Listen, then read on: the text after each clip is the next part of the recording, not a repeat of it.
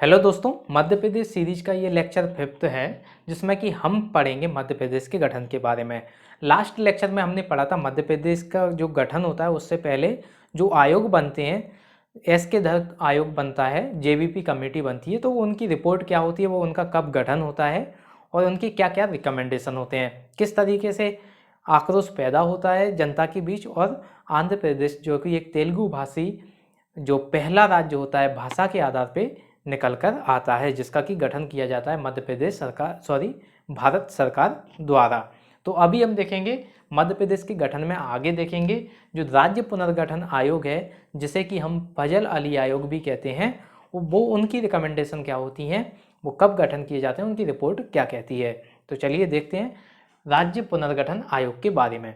राज्य पुनर्गठन यानी कि आप कहें तो कह सकते हैं फजल अली आयोग, दोनों नाम से आप बुला सकते हैं, राज्य पुनर्गठन आयोग या फिर फजल अली आयोग। इसका गठन कब होता है? इसका गठन होता है, राज्य पुनर्गठन आयोग का गठन होता है 1953, यानी कि 29 दिसंबर 1953 को राज्य पुनर्गठन आयोग या फिर फजल अली आयोग का गठन होता है।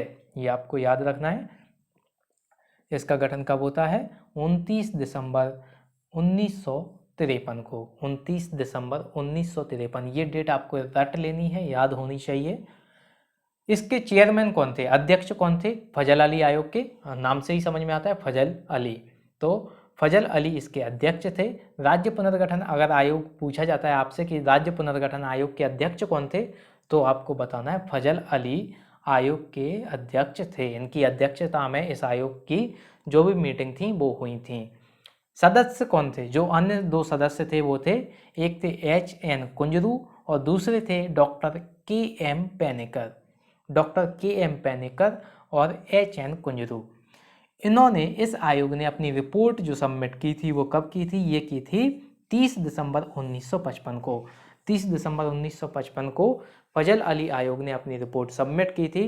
तो आपको याद रखना है फजल अली आयोग यानी कि राज्य पुनर्गठन आयोग का गठन कब हुआ था? ये हुआ था 29 दिसंबर 1953 को।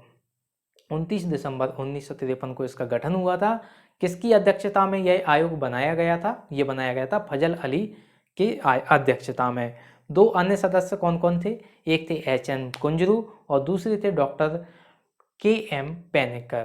तो HN कुंजरू और KM पेनेकर। रिपोर्ट इन्होंने कब सबमिट की थी? ये की थी 30 सितंबर, याद रखिए 30 सितंबर 1955 को। ये दोनों डेट आपको याद रखनी है। 29 दिसंबर 1953 को गठन हुआ था, 30 सितंबर 1955 को इन्होंने अपनी रिपोर्ट सबमिट कर दी थी। अब इन्होंने क्या, इनकी रिकमेंडेशन थी क्या, इनके जो रिपोर्ट में लिखा हुआ था वो क्या था? तो ये जो आयोग है, इन्होंने भाषा के आधार पे जो राज्यों का पुनर्गठन है उसको उचित किया बोला था। यानी कि इन्होंने मान लिया था कि भाषा के आधार पे राज्यों का पुनर्गठन उचित है, यानी कि कोई प्रॉब्लम नहीं है अगर हम भारत के राज्यों को भाषा के आधार पर गठित करते हैं। तो इन्होंने राज्यों के पुनर्निर्माण भाषा के आधार को स्वीकार लिया था। भाषा के आधार पर राज्यों का पुनर्गठन इन्होंने स्वीकार लिया था और इन्होंने बोला था कि भाषा एक कारण बन सकती है जिससे कि हम राज्यों का पुनर्गठन कर सकते हैं। यानी कि प्रशासनिक तौर पर ही नहीं, भाषा के तौर पर भी हम राज्यों का पुनर्गठन कर सकते हैं। दूसरा, लेकिन इनकी एक थ्योरी थी जो इन्होंने दी थी, इन्होंने रिजेक्ट कर दी थी जो थ्योरी, वो थी वन लैंग्वेज वन स्टेट। पर इन्होंने एक भाषा एक राज्य, ये थ्योरी इन्होंने रिजेक्ट कर दी थी। They rejected the theory of one language one state, यानी कि एक भाषा, आप हिंदी में देखें, एक भाषा एक राज्य, ये इन्होंने थ्योरी रिजेक्ट कर दी थी। अब इनका कहना क्या था? इनका कहना था कि भाषा के आधार पर हम राज्यों का पुनर्गठन तो कर सकते हैं, यानी कि राज्यों का गठन तो कर सकते हैं, लेकिन इसका मतलब ये नहीं कि एक भाषा, यानी कि केवल एक भाषा एक राज्य में हो। नहीं, ऐसा हो ही नहीं सकता, क्योंकि हमारा भारत बहुत बड़ा है, बहुत इसका विस्तार फैला हुआ है, और ऐसा करना पॉसिबल हो ही नहीं सकता।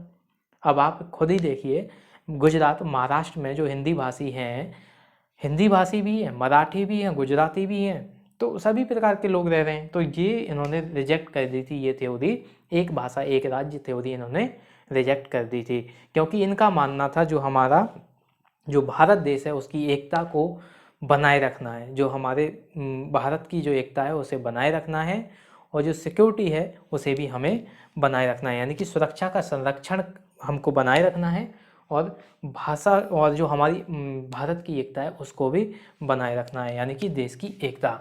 तो इनके जो चार प्रमुख कारक थे, जिन्हें राज्य पुनर्गठन की किसी भी योजना में ध्यान में रखा जा सकता है, यानी कि जो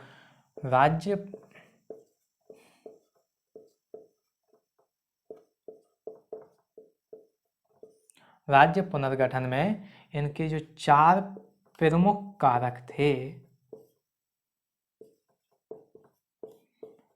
कि इन चार कारकों को आपको ध्यान में रखना ही होगा। ये 4 पॉइंट आपको ध्यान में रखने ही होंगे अगर आप राज्य पुनर्गठन करते हैं, राज्य का पुनर्गठन करते हैं।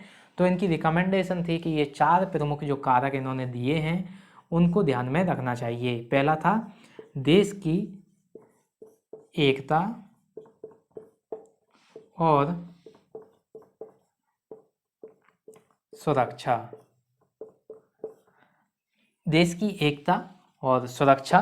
दूसरा था भाषाई और सांस्कृतिक,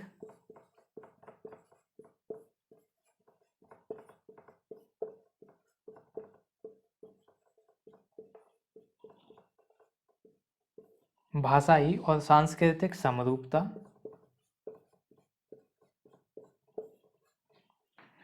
तीसरा इनका था वित्तीय आर्थिक और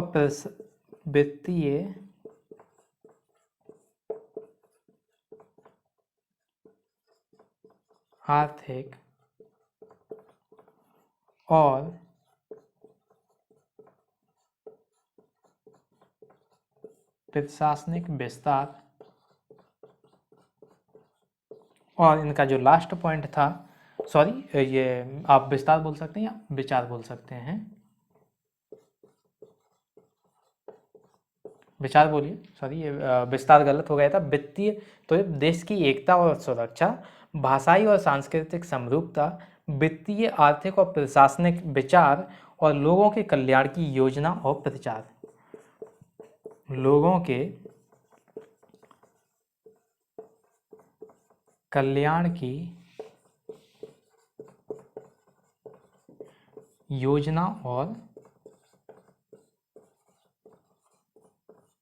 प्रचार। तो ये इन्होंने जो 4 पॉइंट दिए थे कि राज्य पुनर्गठन के टाइम पे आपको इन 4 जो प्रमुख कारक हैं इनको ध्यान में रखना है अगर आप राज्य पुनर्गठन करते हैं, यानी कि किसी भी राज्य को अगर आप पुनर्गठित करते हैं तो आपको ये 4 पॉइंट ध्यान में रखते हैं, जो कि हैं देश की एकता और सुरक्षा, भाषाई और सांस्कृतिक समरूपता, वित्तीय आर्थिक और प्रशासनिक विचार, लोगों के कल्याण की योजना और प्रचार। तो आपको ये 4 प्रमुख कारक याद रखने हैं। अगर आपसे पूछा जाता है तो आप बताएंगे, और आपको याद रखना है कि इन्होंने भाषा के आधार पे राज्यों के पुनर्गठन को स्वीकार तो कर लिया था, लेकिन इन्होंने एक ये जो थ्योरी थी इसे रिजेक्ट कर दिया था कि जो एक भाषा है एक राज्य होगा, एक भाषा एक राज्य कभी नहीं होगा, क्योंकि हमारा जो भारत देश है वो बहुत विस्तार में है, उसका काफ़ी विस्तार फैला हुआ है, बहुत बड़ा है, और ये पॉसिबल हो ही नहीं सकता हमारे देश में कि एक भाषा बोलने वाला व्यक्ति है उसके लिए एक राज्य बना दिया जाए। तो ये आपको ध्यान में रखना है राज्य पुनर्गठन या फजल अली आयोग के बारे में जो भी हमने पढ़ा है। अब आगे देखते हैं राज्य पुनर्गठन अधिनियम, जो कि 1956 को लाया गया था। 1956 में जिसे गठित किया गया था राज्य पुनर्गठन अधिनियम, ये हमने आयोग के बारे में पढ़ा है, राज्य पुनर्गठन आयोग के बारे में। अब देखते हैं 1956 में जो राज्य पुनर्गठन अधिनियम लाया गया था वो क्या था, उसकी रिपोर्ट क्या थी, ये सब कुछ हम देख लेते हैं। अब हम राज्य पुनर्गठन अधिनियम को देखते हैं, ये कब लाया गया था। राज्य पुनर्गठन अधिनियम याद रखिएगा, state reorganisation act this is act. तो ये आपको याद रखना है। राज्य पुनर्गठन अधिनियम, इसे कब लाया गया था, ये गठन कब किया गया था इसका, ये किया गया था 31 अगस्त 1956 को। 31 अगस्त 1956 को इसका गठन किया गया था। और ये जो गठन किया गया था, पहले हम ये कि वो जो लास्ट में हमने फजल अली आयोग देखा था, उसमें एक पॉइंट छूट गया था हमारा, स्टेट रीऑर्गेनाइजेशन जो हमारा एक्ट था, सॉरी स्टेट रीऑर्गेनाइजेशन, उसमें जो कमीशन थी उसमें हम उनका रिकमेंडेशन क्या था, उनका रिकमेंडेशन था 16 स्टेट्स यानी कि 16 राज्य और 3 केंद्र शासित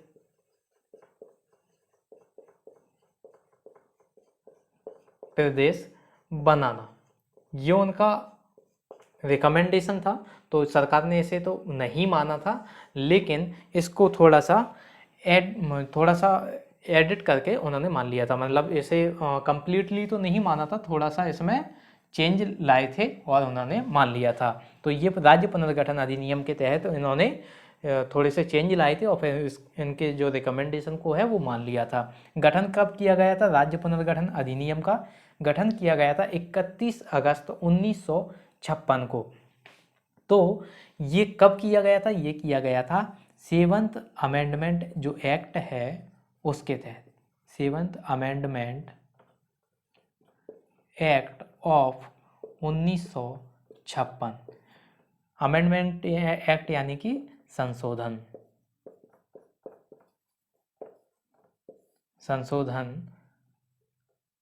अधिनियम 1956 के तहत, 7th संशोधन अधिनियम 1956 के तहत ये राज्य पुनर्गठन अधिनियम लाया गया था और इसका गठन किया गया था 31 अगस्त 1956 को। अब इन्होंने जो इसको मॉडिफाई किया था 16 स्टेट्स और 3 केंद्र शासित प्रदेश को, 16 राज्य और 3 केंद्र शासित प्रदेश को, तो इन्होंने गवर्नमेंट ऑफ इंडिया ने यानी कि भारत सरकार ने ये माना था कि नवंबर 1, यहाँ पे हम देख सकते हैं नवंबर यानी कि 1 नवंबर 1956 को इन्होंने 14 राज्य और 6 केंद्र शासित प्रदेश, एक सेकंड, हाँ 14 राज्य और 6 केंद्र शासित प्रदेश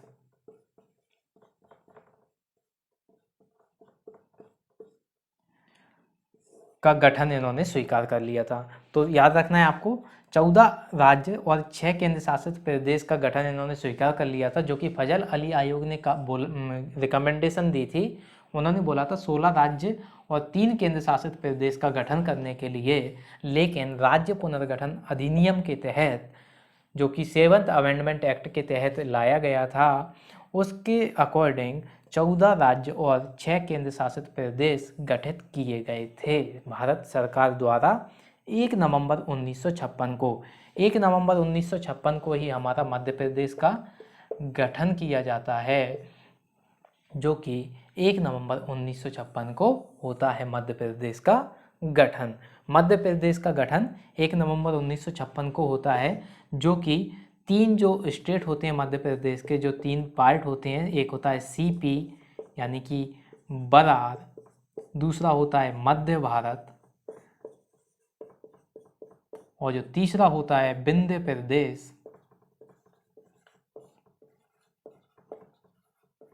इन सभी को, तीनों को मिला के बना दिया जाता है मध्य प्रदेश।